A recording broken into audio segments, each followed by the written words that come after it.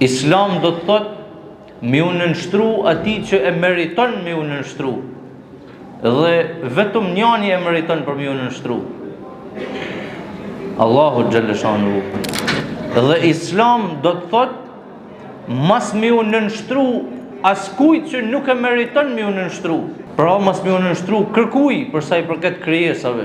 Sepse dikuj mund t'i bojnë përshtypje fjala Islam nënshtrim ka një konotacion pak negativ.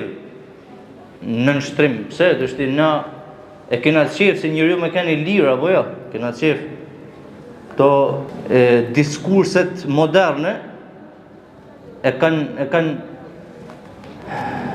hutu pak njeriu. Pse më nënshtru njeriu? Kuj më nënshtru? Njeriu do me kanë lirë.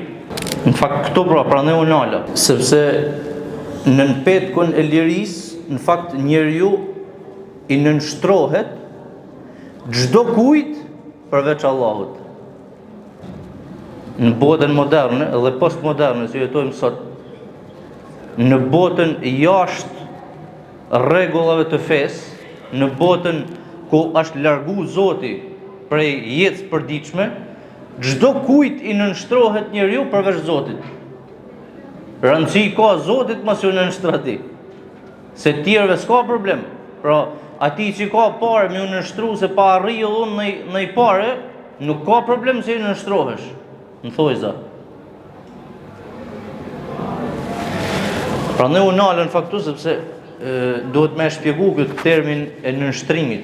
Islam do të thot me u nënshtru atij që e meriton me u nënshtru, vetëm Allahut, se aja kriju se jot.